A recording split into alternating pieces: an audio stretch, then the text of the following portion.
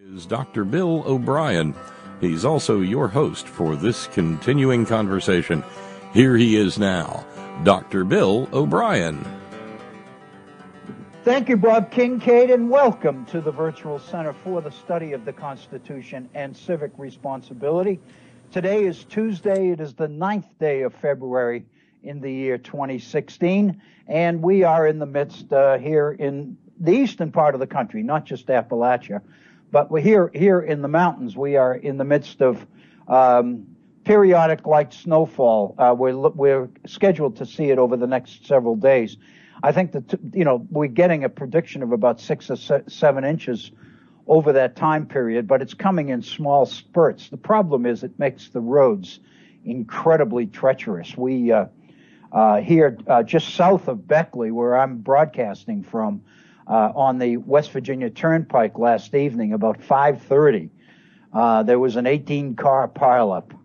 And part of the reason was that it was one of those snow bursts. In fact, the weather people last night called it the equivalent of what in the summertime is a thunderstorm. It was a snowstorm, a snow thunder. And the snow just poured down on the road and covered it because it's so cold. And covered it, and apparently it just caught those driving on the turnpike totally by surprise. And the next thing you knew, there was an 18-car pileup, and a couple of people were hurt, although I don't think they were hurt too seriously.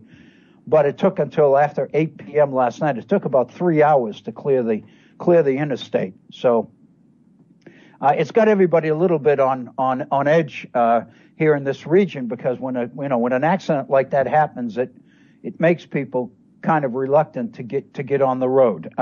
Everybody here has four-wheel drives, but the fact of the matter is, I don't care how many wheel drive you got, when it's ice, it's difficult to control your vehicle. So it is a pleasure to be with you on this, our second day of broadcasting for this week.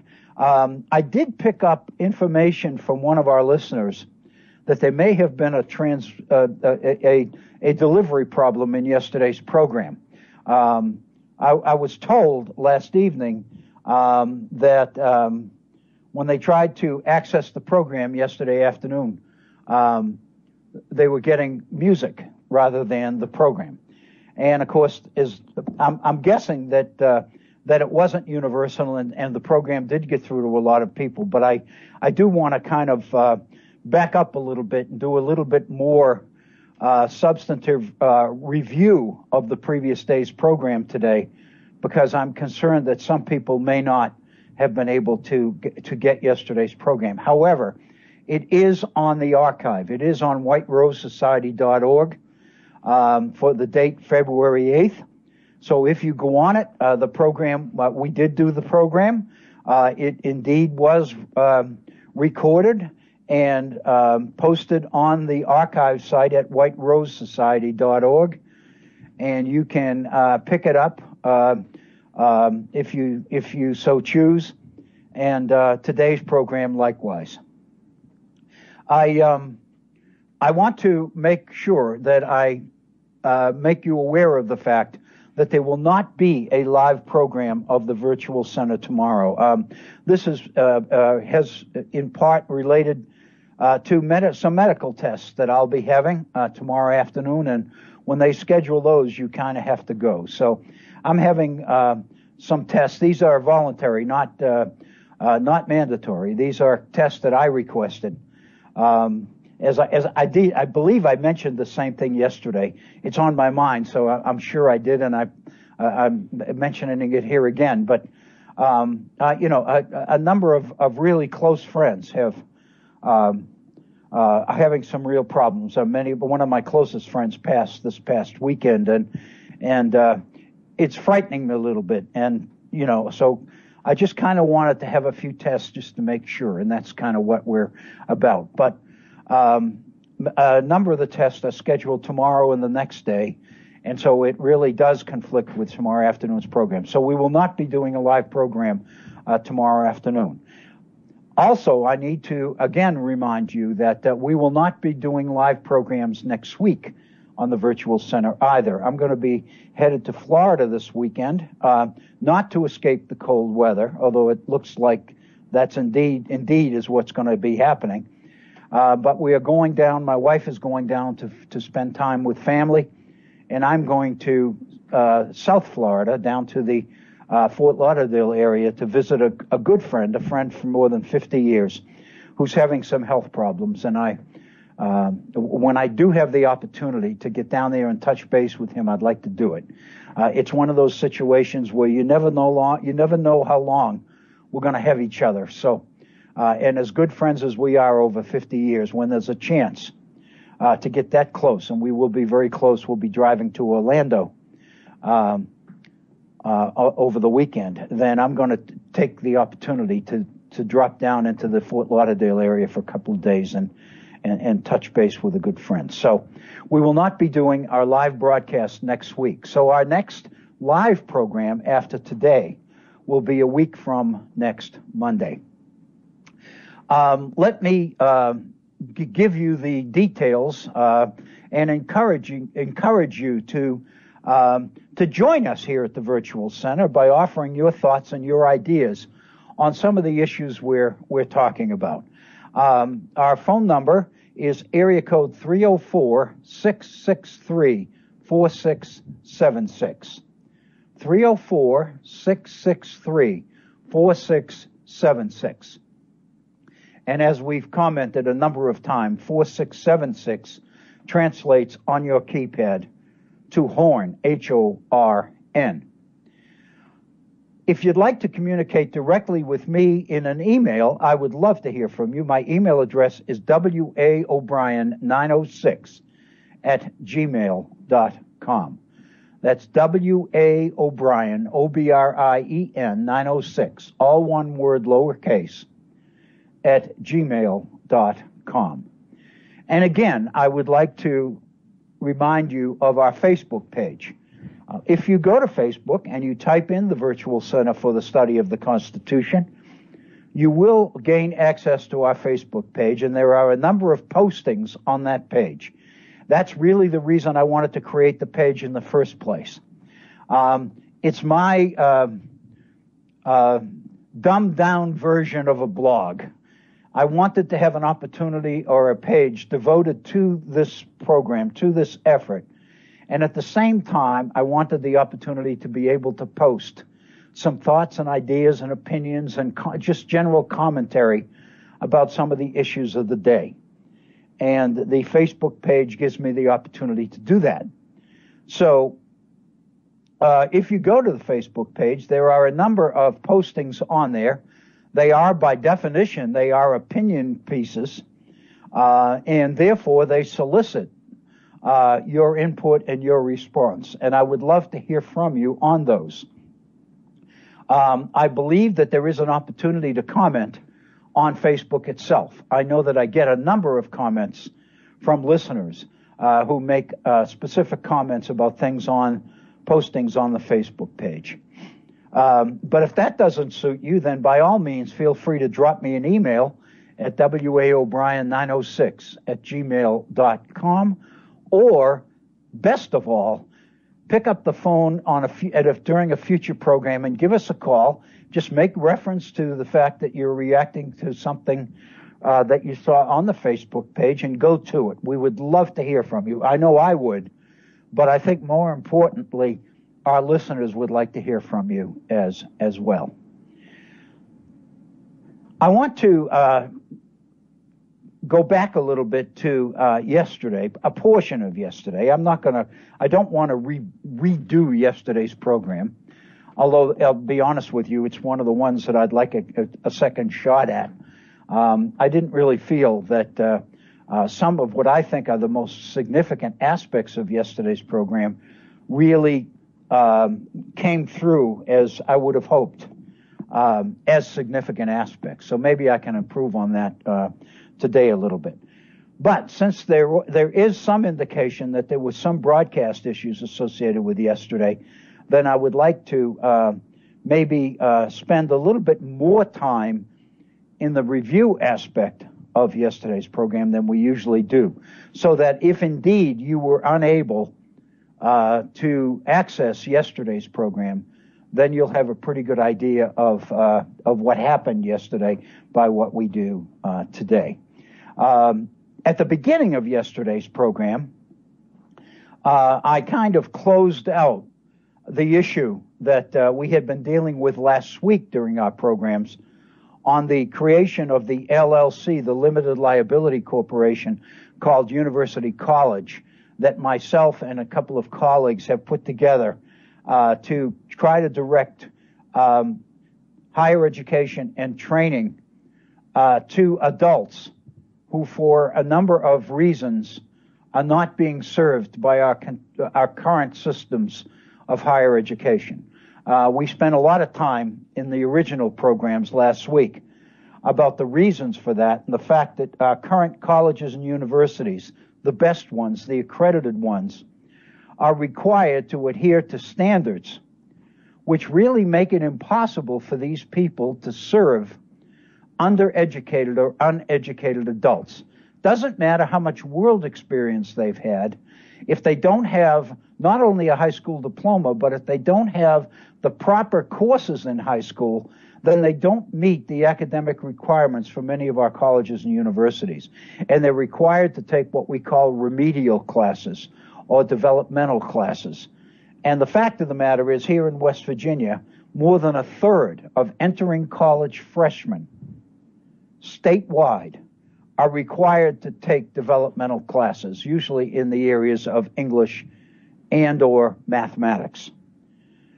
So there's really no shame in taking developmental classes. But and the fact of the matter is, many of the adult students we're talking about have been out of school for a while, and they've lost whatever study skills or academic skills they had while they were going through high school. And so consequently, many of them feel deficient and are a little bit reticent, a little bit reluctant to resume classroom study at the higher education level, because they feel like, since they've been out of school for a time, whether it's, a few years or maybe it's 5 or 10 years or maybe more, they really feel that they're significantly behind. And that creates, for many of them, a psychological barrier to the decision to return. But the fact of the matter is, it's not those folks that we're really concerned about. It's the adult population that our institutions are unable to serve because they don't meet minimum introductory or enrollment requirements.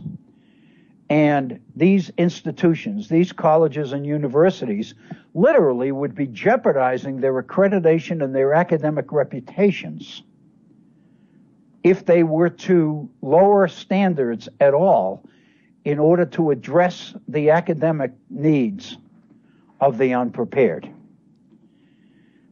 And so therefore they can't afford to do it, and they don't. There's also financial issues associated with this. Many of these colleges and universities are recipients of significant grants from foundations, from the federal government, and their access to future grant opportunities could be jeopardized as well if information surfaced that they were serving inadequately prepared students. And so consequently, for a number of reasons, these institutions aren't serving these folks. Yet the fact of the matter is, the folks that we're talking about, and it's an amorphous group, there are a number of reasons that would cause somebody to be uneducated or undereducated part of our adult population. I mean, it could be just they never really got into school. It didn't work for them. They didn't give it the attention that they should have. They dropped out before they finished. They psychologically dropped out, even if physically they might have been still in the room. Many of them come from poor backgrounds where a college education was never in their life planned at all. There are a number of different reasons. Many people left because they got married. because they were divorced, because they lost a job. There's a number of different reasons why people's lives are suddenly disrupted.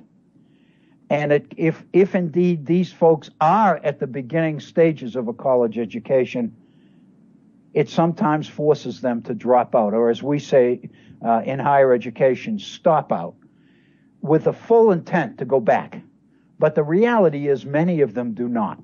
And there are a lot of adults out there in society who have accumulated some academic credits, but not enough to really put them close enough to a degree to entice many of them to come back. And so basically what we're talking about here is targeting that population and doing it on a contractual basis. In other words, we would contract with an agency or an institution of higher education. But because we were we were subcontracting, we would not be directly accountable to the same accreditation standards that the institution itself is. We would be free to experiment and to focus and concentrate on education aimed at this particular group. But on the other hand, what we are committing to is that when it comes time to assess the students that we will have educated, we will assess them the same way that regular college students are assessed. In other words, we will subject these students to the same admission standard requirements as all colleges and universities require. In a sense, then, what we're saying is we will take the unprepared or the underprepared and we will get them ready intellectually, attitudinally, psychologically, and academically for higher education or for the more demanding world of work, the changing, rapidly changing world of technology that's out there and intimidates so many adults. We would basically take that on so that our graduates would have the choice about pursuing higher education full-time or whether, in fact, they wanted to go into the workplace for purposes, obviously, of supporting a family or whatever. But at least it would be the choice of the student, not the choice of an institution or some bureaucrat somewhere because the individual involved wasn't able to pass muster, wasn't able to meet the minimum enrollment requirements that currently exist. So that's the program that we've been talking about. We spent quite a bit of time on last week's programs looking at that particular proposal. And what we did yesterday was just kind of wrap it up a little bit by talking about a few of the specific nuances and changes that we would make in traditional higher education that would make this possible. In other words, what we would be doing would be tailoring the entire program, excuse me, to the needs of the individual students who we would be serving. And what that means is if these students were better prepared than other students, we would provide them the opportunity to move forward more rapidly. In other words, we would make available fast track options where people could move through the curriculum much more quickly, much faster if they were prepared. On the other hand, we are fully ready to devote the time necessary to do the remediation that would be necessary for many of our enrolled students. Some people would require a lot of time and a lot of effort and a lot of individual attention in order to make up deficiencies, and we would be willing to do that. In other words, we want to make sure that we're flexible enough to do what the students need in order to be successful, because ultimately the goal here is not just the success of a few people. Our goal is the success of all of these people. In other words, we would basically make sure that the system serves the people rather than the people being required to meet the standards of the system, if that makes sense. And that's just one factor about many other things. We would redesign what is generally referred to in higher education is the general education component, the introductory classes that most students take when they enter college or enter a university. These are the so-called general education, general studies classes, the history classes, the math classes, the English classes, the literature classes, the sociology 101 classes, the psychology 101 classes, the public speaking classes, all of those. What we would do would be to compress or to compile all of those things into a relatively few classes that we would develop, but these would meet a significant number of additional hours. In other words, these classes would be global in scope. They would deal with some philosophy, some social science, some natural science, some mathematics, some language, etc. They would be special classes that would be tailored specifically to this general population. We would manage the process in a way which would make it both effective and cost efficient. We will utilize technology. We hope that we'd be able to realize some of the advantages of technological delivery, so-called distance learning.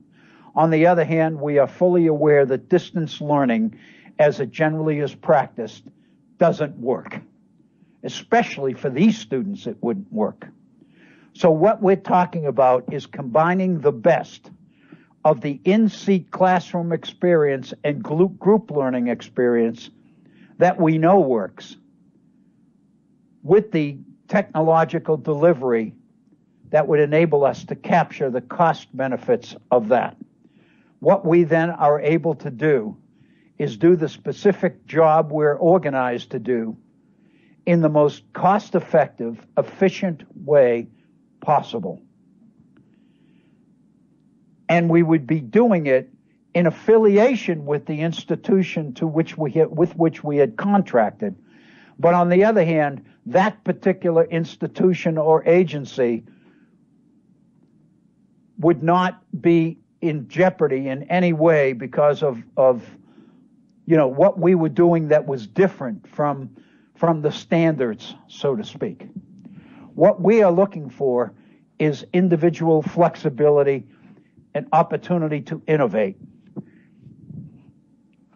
And ultimately, what we want to be held accountable for is the result.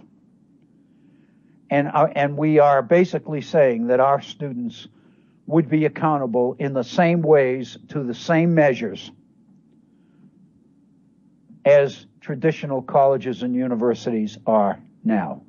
What we would be doing would be as effective, and to be very honest with you, I believe more effective than what's happening in many of our colleges and universities now. And it would be happening for people that would never get the chance were it not for this particular program. So those are some of the strategies that we're talking about. Extensive writing, critical reading, group projects, public reports, public speaking. We would require students to do research. We would require the formal presentation of papers and reports. We would require our students to deliver these reports on their feet. We would require these people to function as they would function in today's professional world. And ultimately, we think we have something that is unique and needed, and we're ready to give it a try. We are just at the very beginning stages. We've sent out formal proposals to a couple of recipients, one higher education institution, one public agency, and we're anticipating that we'll be getting some responses fairly soon, and we'll be ready to go from there. The bulk of our program yesterday was devoted, for those of you who were able to access yesterday's program, you'll know that we devoted the bulk of our program yesterday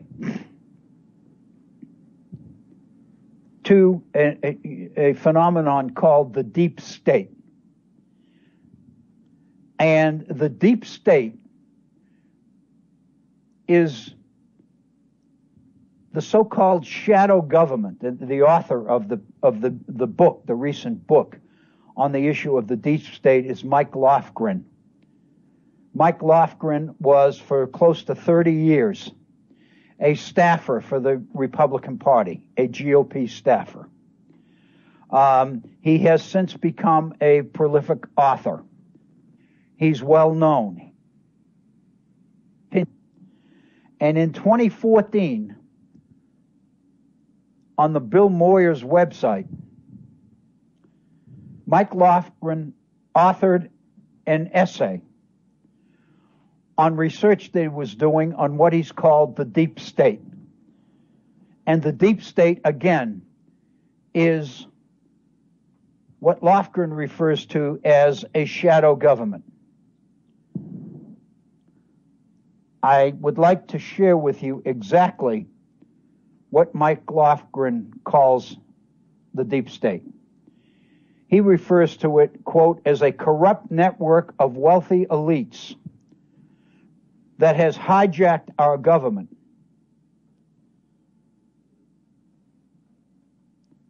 And that's what we spent the bulk of our program on yesterday, was Lofgren's analysis of the so-called deep state.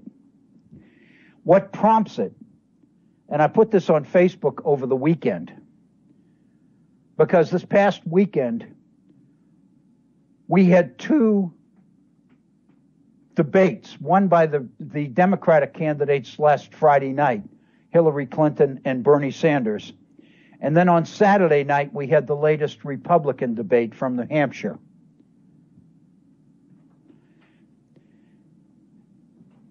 The audiences that especially the Republican debates are getting, given the number of participants, the viewing audiences that these debates are attracting are immense. And so what it seems to me we are witnessing here is the overall political enthusiasm throughout the country as we go through the process of selecting candidates for our two major parties to duke it out this fall in preparation of the fall elections in the first Tuesday in November for the President of the United States. The television networks, the cable networks, are spending 24/7 full-time reporting on the horse races that are going on in both parties, but especially the Republican Party, because the Republican Party process began with 17 participants, 17 contenders for the Republican nomination for President of the United States. That number has dwindled, has been whittled down, but it's still much higher than the optimum. The Democratic race, as most of you will remember, has really involved only three contenders: Bernie Sanders, Hillary Clinton, and former Governor O'Malley of Maryland. But just prior to this past weekend's Democratic debate on Friday evening, O'Malley withdrew. And that meant that Friday evening's Democratic debate between Bernie Sanders and Hillary Clinton was the first one-on-one debate between the two candidates so far in this campaign. And there's no question, all the pundits are acknowledging this, that particular debate was probably the best, highest quality in the abstract. From a theoretical point of view, it turned out to be exactly what theorists hope and believe that political debating can be all about. It stayed on task. The candidates were able to stay on topic. The moderators fulfilled their role by asking the appropriate follow-up questions. The debate was principally issue-oriented. And the result was that those people who were privileged, and I say this because it was that good a debate, who were privileged to witness the whole thing, probably learned more about the issues involved in separating these two candidates as is possible to learn from a debate. That's really what it's supposed to be all about. And that was it. The Republican debate the next night, however, even though the number of contenders has been cut in half, the fact of the matter is there were still, I believe, 7 participants on stage. And so long as there are that many contenders, it seems to me, and this is my own conclusion, with that many contenders, the issues are not able to come to the surface. By definition, the debate tends to be personality-driven rather than issue-driven, because there are so many different personalities involved in the race. And so the fact of the matter is, by definition, the Republican debate was much different substantively than was the Democratic debate. The Democratic debate was principally issue-oriented. The Republican debate was personality-oriented. And it seems to me that's going to continue to happen until the Republican field is whittled down even more. There's some indication that after today's vote is completed in New Hampshire, that whittling down process might continue.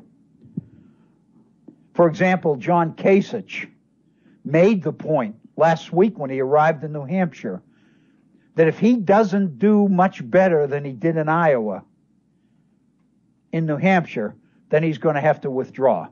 He does not have the resources to carry him through the next debate in South Carolina and the other primaries to follow. On the other hand, some of the candidates do have those resources, Jeb Bush being one, who's raised over $100 million. And so Jeb Bush has the resources to keep going. But there's some indication in the world that his donors, his financial backers, are really getting antsy. And if he doesn't make significant gains in the New Hampshire election, then there's some indication that some of his donors might be willing to start to move in a direction which would encourage him to pull out of the race. So there's every indication in the world that with New Hampshire, the Republican field's going to be whittled down even more.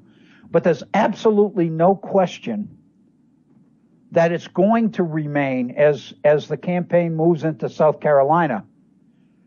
There's every indication that there's still going to be 4 or 5 participants in the Republican field. And it's my feeling that so long as that situation exists, then the debates can't really focus as clearly on the issues as did the Republican debate. But the fact of the matter is, and this is really the link between this and the elections and the so-called deep state, the fact of the matter is the bulk of the American people are focused on the horse race for the presidential nominations. In other words, public attention is focused, as it always is during a presidential year, on the constitutional process created in Philadelphia in 1787, the drafting of the Constitution of the United States, and the Federalist Papers written about and around that Constitution in order to get it ratified by the requisite 9 states. That's really, that process, that constitutional system is and always has been the focus of this particular program. The whole idea of this particular program, the Center, the Virtual Center for the Study of the Constitution, focuses on the constitutional system created by the founders. And as it evolved, it is indeed attracting the bulk of citizen attention. As citizens divide up and begin to argue back and forth between the pros and cons of particular candidates, between the pros and cons of each party, and on and on and on. In other words, the people are getting fired up and turned on by the political process. And the fact of the matter is that's exactly what the process was designed to make happen. But the fact of the matter is, as Mike Lofgren has argued in his book on the deep state and in his 2014 essay on the Bill Moyers website, the deep state gives us insights into what Lofgren calls a shadow government that exists in symmetry, in sync with the constitutional system that we're all seeing. And the fact of the matter is, as Lofgren points out, the deep state, the shadow government, is working fine. But what makes it a shadow government is the fact that even though it's out in the open, even though it's visible, the fact of the matter is most of the public's attention is focused on the visible government, the constitutional system, the race for the presidency. The fact of the matter, and it seems to me what makes this issue worth our attention here at the Virtual Center, is that the deep state, this shadow government, actually may be more significant than the government we all focus on, than the government we study in our classrooms, than the government that forms the curriculum for our Civics 101 classes and our History 101 classes. It seems to me what Lofgren is writing about is an entity that few of us know anything about. And given its significance and given the information that Lofgren's 30 years of experience on the Hill in Washington have given him, make it quite clear that this shadow government, this so-called invisible government, may be more important than the one that seems to be getting most of our attention. In fact, in an interview, and this is in Salon magazine, this was in Salon on the internet. It's dated Tuesday, January 5th, so it's about a month old. It's a piece by Elias Isquith, who's a regular author for Salon, Elias Isquith. He interviews Mike Lofgren and asks him a little bit about the deep state, basically about the book on the deep state that Lofgren has just published. And in the course of this discussion, this question and answer period, Lofgren makes the point that this deep state is not a conspiracy. It's not secret. It's not something that functions behind a green door. It's not something that has a special secret knock to get into that door. Much of the deep state is visible. It's made up of agencies and departments of government. It's made up of private sector entities. But in fact, much of what constitutes the deep state is not generally talked about amongst the participants. There's kind of a code of silence. The general public really is relatively unaware that something like this is even happening out there. And clearly that's not an accident. Because as the deep state is defined and explained by Lofgren, the smooth functioning and operation of the deep state almost demands that its internal operations not be visible, not be the topic of general conversation. But the fact of the matter is, it's functioning. It's not a conspiracy. It's not secret. In fact, as Lofgren says, it's something that operates in broad daylight. It's not a conspiratorial cabal. These are simply people who have evolved into a kind of position. It's in their best interests to act this way in accordance with what Lofgren calls the deep state. And part of the reason that people know so little about it is because their attention is being directed into the political campaigns. In other words, the constitutional system, the government, the visible government that we all know about and recognize is drawing most of the public's attention. And so long as that continues, the deep state continues to function. It's in the open, but that really doesn't mean anything if nobody's looking. And the fact of the matter is, what makes this particular topic so interesting to me is that the reality is that most people are not looking.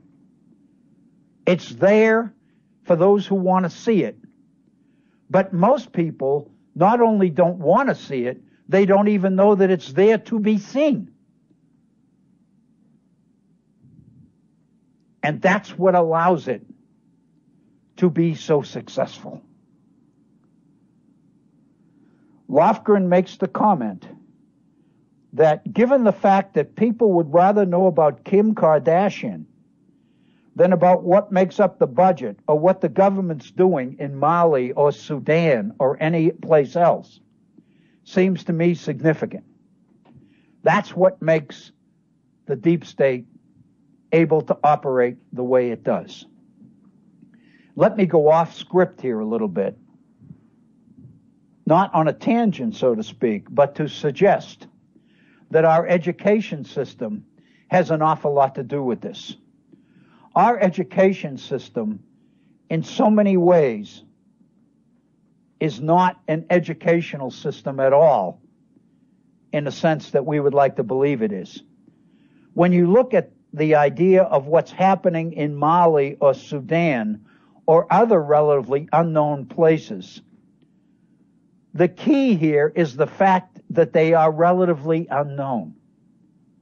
Our education system doesn't touch them. Most of our students have no idea where these places are. In fact, most of our students don't even know where places are within their own country.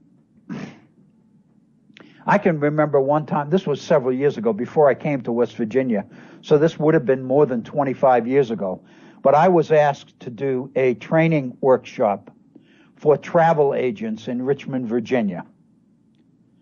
There's some fairly substantial travel agencies in business in the Richmond area. It's the state capital, obviously, the state of Virginia. An awful lot of people do traveling in and out of Virginia naturally. So the travel agent business is big business there. And I was contracted to deliver some workshops, some training to travel agents on where places within the United States are. And some of the rationale for this training was incredible.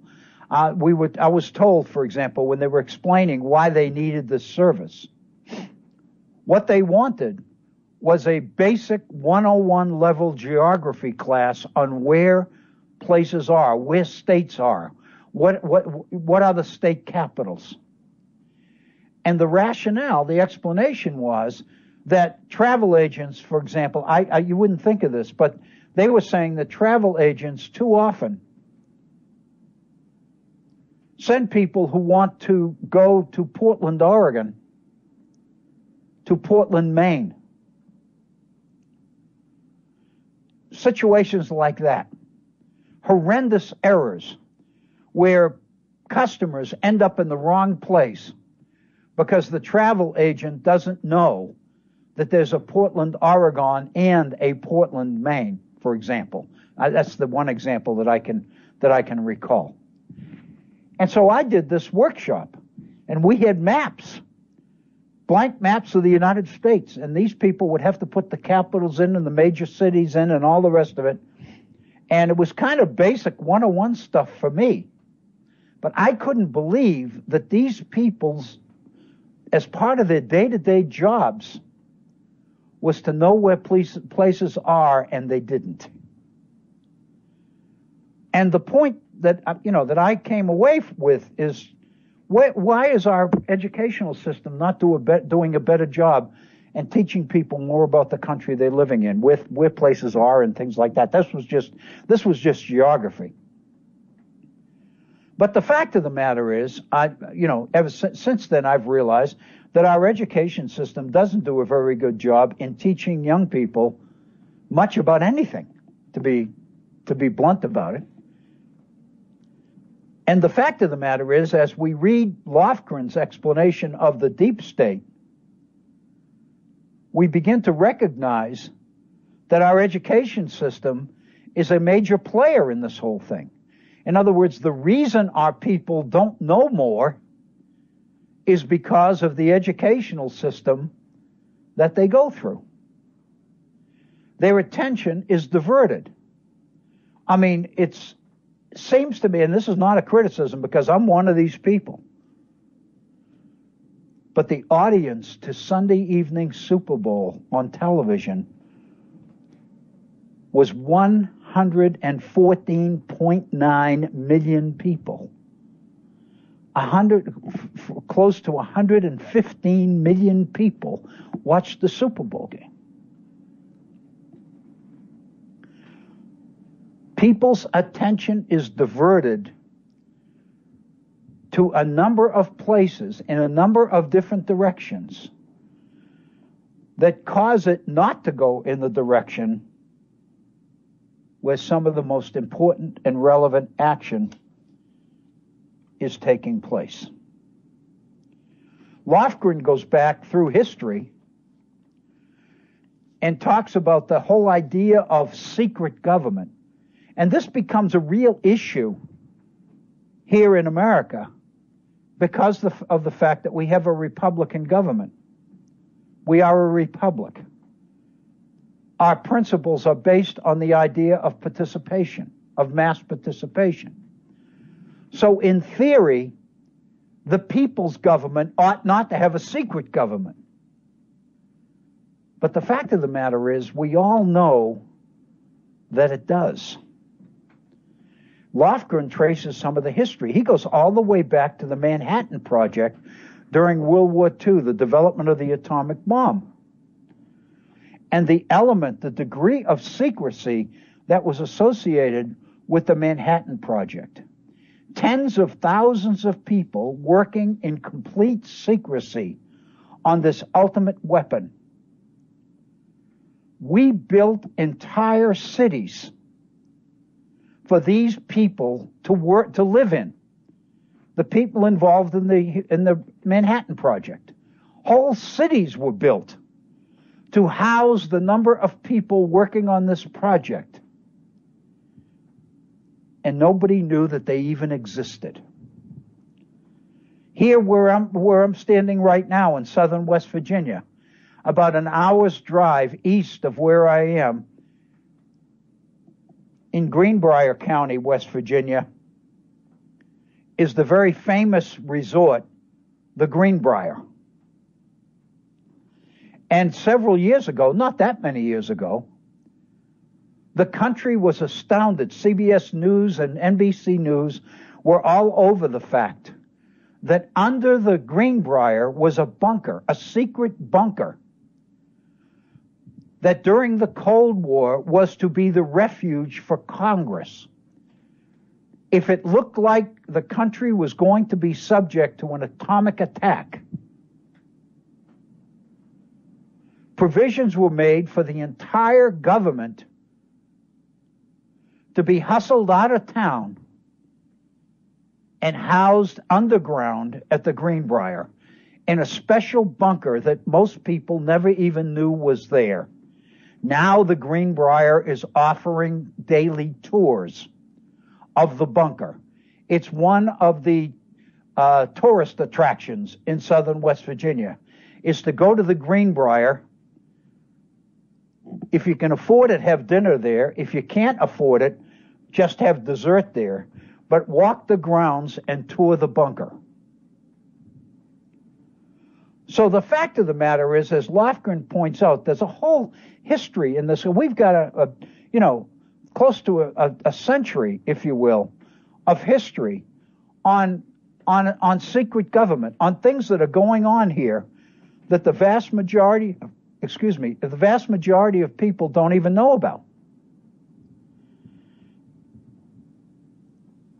And so the deep state is merely the latest iteration of that particular phenomenon. Lofgren points out that not only are there public agencies like the Department of the Treasury, the Justice Department, Homeland Security, the Pentagon, and all the contractors associated with the Pentagon, the FISA courts, but there's also sort of something we might call a rump Congress.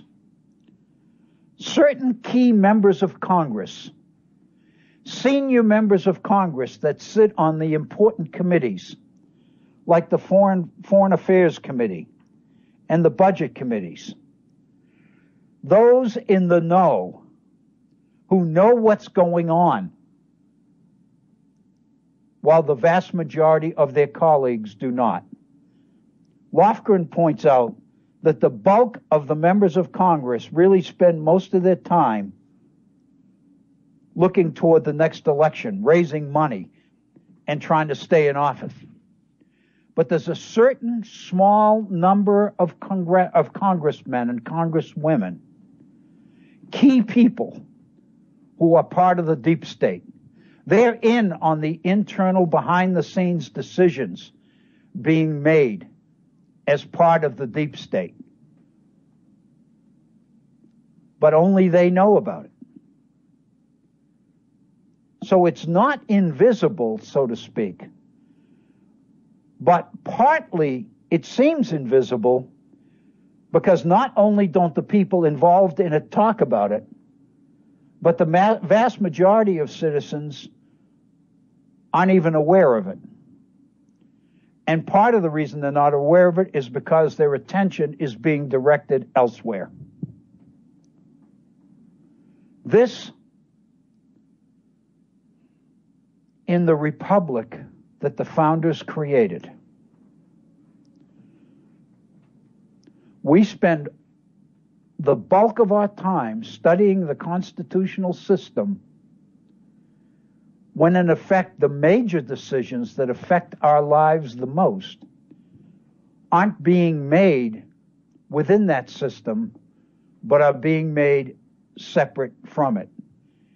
And in fact, many of the decisions made by that system are merely decisions being made to ratify important decisions that have already been made elsewhere. It seems to me, if there's any society in the world that ought to be cognizant of, aware of this kind of factor, this kind of process, it should be here in this country. And the fact of the matter is, as Lofgren points out, while we see discord and dysfunction and gridlock in Washington, in the visible government, the fact of the matter is, behind the scenes, things continue to get done. The president is still conducting foreign policy. The nation is still finding itself enmeshed in international forms of intrigue, in wars, in regional wars, in nation building, in efforts to overthrow unfriendly governments. All of these things are happening, but they're not happening out in full view, and they're not happening in front of a citizen population that knows about them or indeed even cares to see them. This is not only government agencies that we're talking about. Lofgren points out that what we call the private sector is intricately involved in this deep state process. Wall Street. Some of the key figures of Wall Street. Names that all of us know, that all of us have heard of over and over again.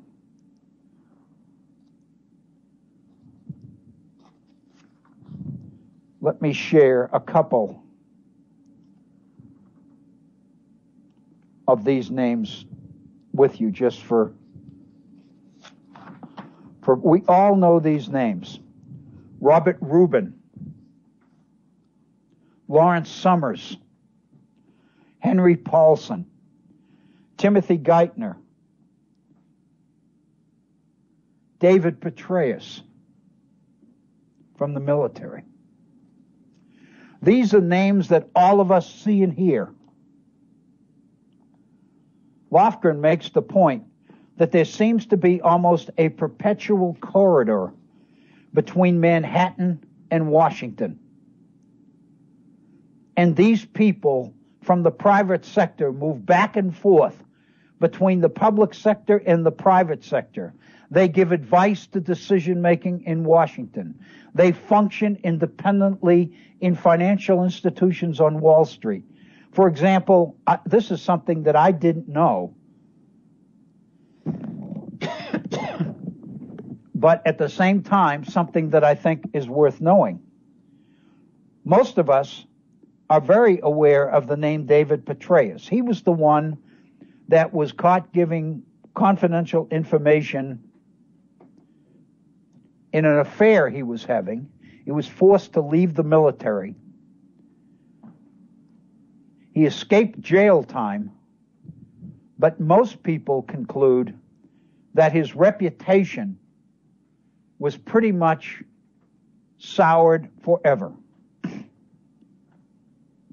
Well, what Lofgren points out is that in 2013, General Petraeus joined a firm called Kohlberg, Kravis, and Roberts, KKR, on 57th Street in New York, a private equity firm with $62.3 billion in assets. A private equity firm. Nobody knows what Petraeus's credentials are for an upper-level position in a $62 billion private equity firm. But everybody knows that Petraeus has contacts. He has influence. He can bring people together that the deep state feels ought to be brought together. Not only did he secure employment with KKR, Kohlberg, Kravis, Roberts, but he also attained status as a non-resident senior fellow at Harvard. in the Belfer Center for Science and International Affairs. Two prestigious positions secured by somebody who seemingly was drummed out of the military and whose public reputation we would assume would be soured. But his worth and his reputation, it seems to me, fit perfectly into the context of the deep state. Lawrence Summers, besides being an economic deal maker in the international global economy, we know that Lawrence Summers was in the Treasury Department here within government itself. He was a former president of Harvard University. Timothy Geithner, we've all heard about him. What we're talking about here is a whole element functioning out in the open that most of us don't really know all that much about. I want to share with you a paragraph from Mike Lofgren's article, essay, which is available online at the Bill Moyers website. If you want to go for a copy of this article, I would recommend it. It's called The Deep State. Mike Lofgren, 2014. It seems to me that if you Google it, you can find it. This is the issue of ideology, or the lack of ideology. I think this is something all of us need to consider seriously in order to fully understand the deep state. So let me share the text. David Petraeus and most of the other named names, if you will, associated with the deep state, White House advisors who urged President Obama not to impose compensation limits on Wall Street. This is important because the details here are significant. Key officials in the deep state, David Petraeus and others, were able to influence the White House and influence the president's advisors, who in turn urged President Obama not to impose compensation limits on Wall Street CEOs. The contractor-connected think tank experts who besought us to stay the course in Iraq. The economic gurus who perpetually demonstrate that globalization and deregulation are a blessing that makes us all better off in the long run. All of these people who are directly connected with the deep state and so influential in making government policy, in telling government what it ought to do, all of these people claim that they do not have an ideology, that they are objective, that they are neutral, they aren't Democrats, they aren't Republicans, they are ideologically pure. Lofgren's position is this is nonsense. These people, key figures in the deep state, are deeply, and this is a phrase that Lofgren uses, are deeply dyed in the hue of the official ideology of the governing class. An ideology that is neither specifically Democrat nor Republican. Domestically, whatever they might privately believe about such social issues as abortion or gay marriage, the things that inflame the general public, the things that all of us associate with political ideology and which political party we're going to belong to. The things that most of us consider the most important. We don't even know what these people in the deep state think about these issues. Because to be honest with you, these are diversionary issues which really aren't that important anyway. But Lofgren points out some of the issues that are important to the deep state. What are they? The deep state officials almost invariably believe, whether they came to the fold as Democrats or Republicans, whether they came from the public sector or the private sector, these are some of the things that these people subscribe to. They almost invariably believe in the so-called Washington Consensus. Financialization, outsourcing, privatization, deregulation, and the commodifying of labor. Internationally, they espouse the 21st century idea of American exceptionalism, the right and the duty of the United States to meddle in every region of the world with coercive diplomacy and boots on the ground and ignore painfully won international norms of civilized behavior.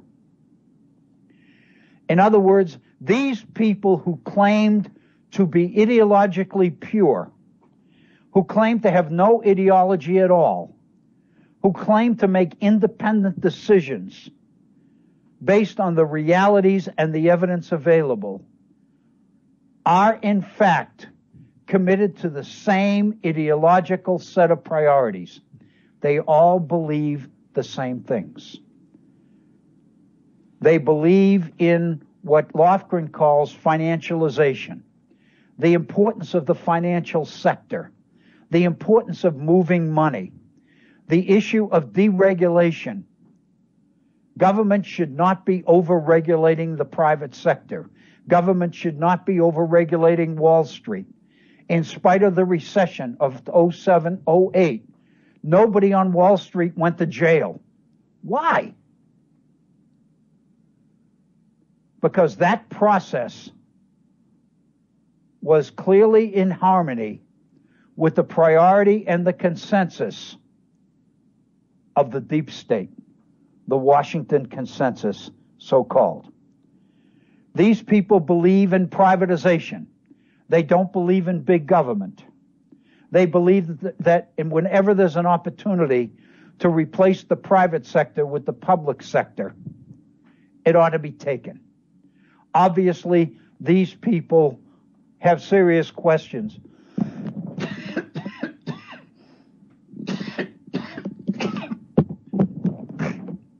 Excuse me. Obviously, these people would have serious questions about the Affordable Care Act, for example. These people believe that health care ought to be a private sector initiative exclusively. These people would be in favor of charter schools. They would not be in favor of the public K through 12 system, which they believe is pretty much failing because it's not developing the talent that our economic system needs. These people believe in what Lofgren calls the commodifying of labor. The commodifying of labor, turning labor into a commodity. Selling your labor for whatever the market will bear in an increasingly technological, increasingly competitive work environment worldwide. A process which is eliminating more and more of the unprepared or the underprepared. It's enabling those able to master the process to prosper. But it's driving the bulk of people who can't master it out of the middle class and into the so-called lower class. These people believe in American exceptionalism. They believe that our system, our economy, our priorities should dominate the world. And they believe that American military power is there for their use in order to make sure that these kinds of things happen. One of the things that Lofgren talks about is the private sector component of the so-called deep state. We've talked about Wall Street. What he talks about are the contractors. This, to me, is absolutely incredibly significant information. In a series in the Washington Post called Top Secret America, Dana Priest, one of the regular writers for the Washington Post, along with William Arkin, in a series entitled Top Secret America, talked about the scope of the privatized deep state and the degree to which that privatized deep state exploded after 9/11, after the attacks of September 11th. Here's the data. I think this is unbelievable. Lofgren points out there are now 854,000 contract personnel with top secret clearance in and around Washington. These are the private contractors, those who contract with government and influence policy, those that none of us know anything about, those that none of us can do anything about. Lofgren points out that this number, 854,000 contract personnel, is greater than the top secret cleared civilian employees of the government itself. There are more of these private contractors with security clearances than there are government employees with security clearances. In fact, if I'm not mistaken, Snowden was one of these personnel affiliated with a private contractor. While they are scattered throughout the world, Lofgren says, their heaviest concentration is in and around Washington, D.C. and its suburbs. Building facilities to house these contract personnel. 33 facilities have been built. Combined, they cover the floor space of 3 Pentagons, 17 million square feet of space. 70% of the intelligence community's budget goes to paying contracts. Again, let me say this. 70% of the government's intelligence budget goes to private contractors. All of this is part of the so-called shadow government or hidden government that's making the major decisions for this nation that few of us know anything about. I'm reading directly from the text of Mike Lofgren's article on the Moyers website. 70% of the intelligence community's budget goes to paying contracts. And the connection between government and industry is highly permeable. The degree to which government and the private sector work together, never mind this idea of deregulation and minimizing government and rendering government and dysfunctional and all the rest of it. The fact of the matter is This behind-the-scenes interaction, meshing of government and the private sector is huge. And it's functioning independently of our elections. It doesn't matter who wins.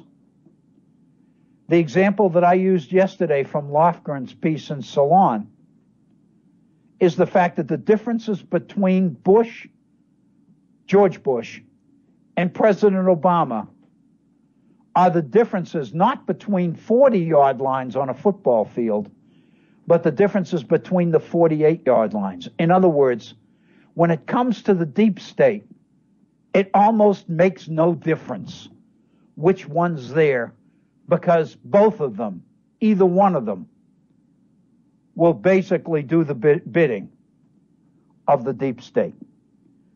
Here's an example of what that Lofgren provides of how close is this relationship between the government and the private sector.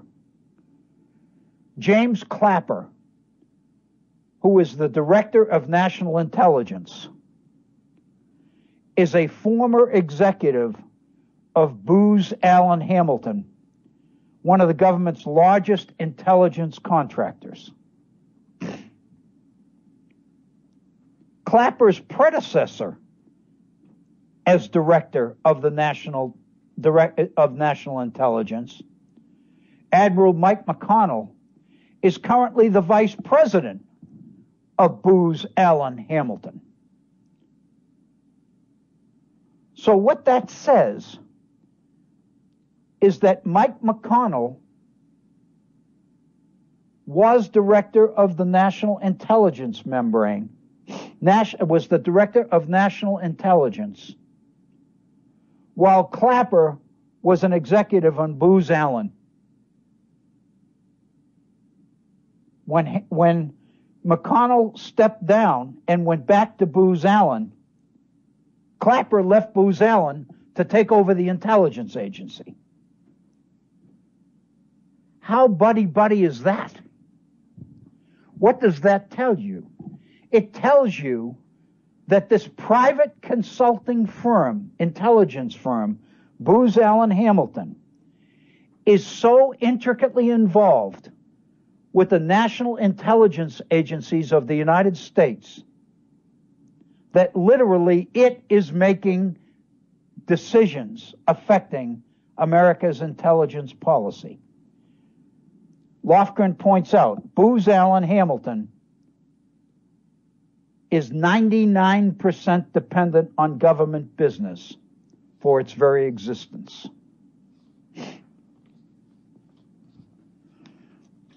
When President Bush was in office, Vice President Cheney was associated with a private company that made billions of dollars and literally escaped the throes of bankruptcy as a result of the decision to invade Iraq in March of 2003.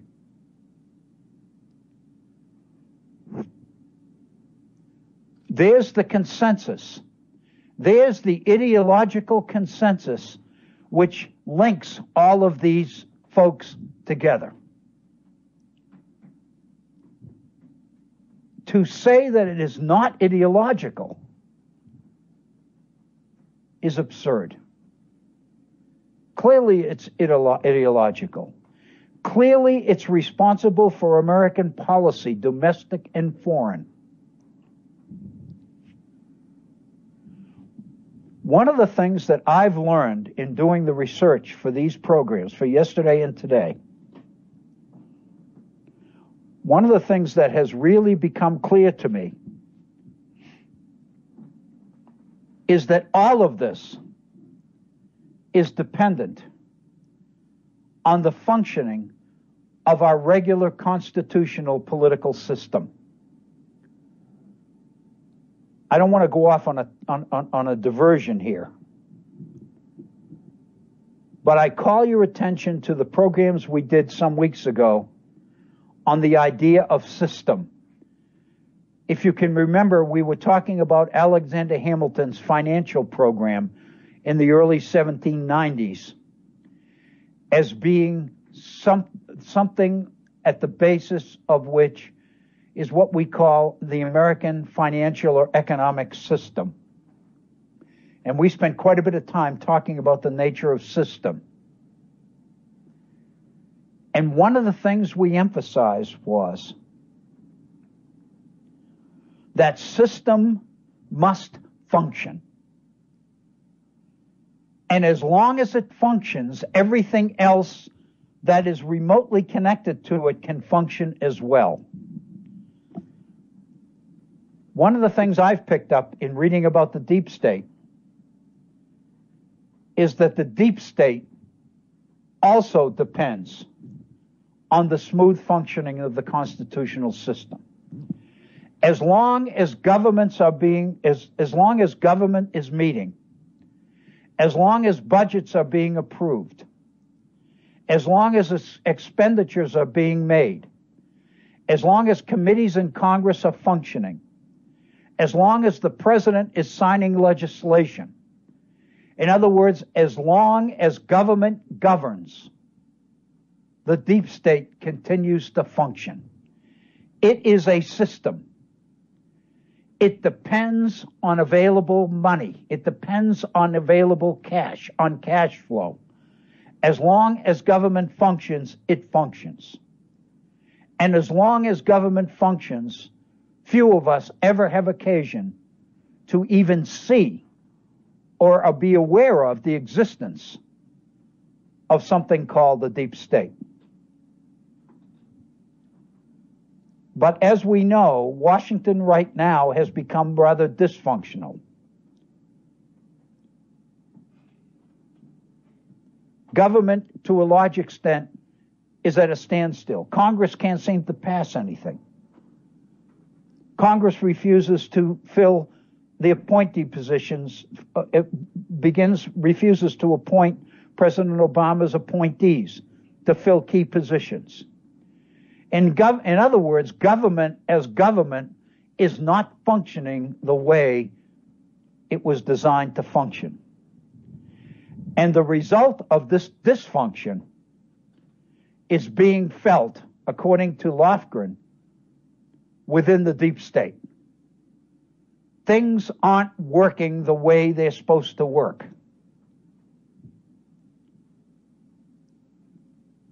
We can go through a lot of examples or reasons for this. The Tea Party, the number of people that have been elected to office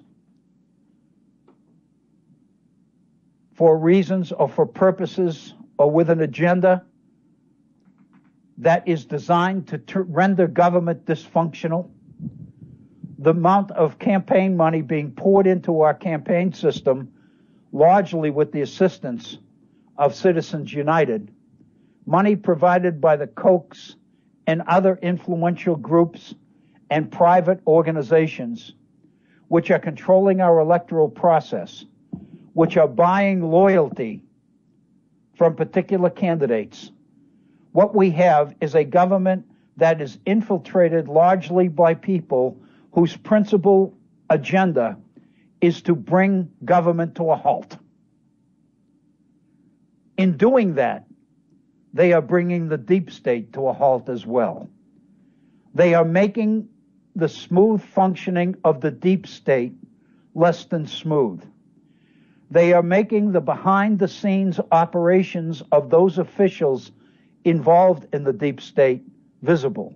More and more people are beginning to recognize the existence and the realities associated with the deep state.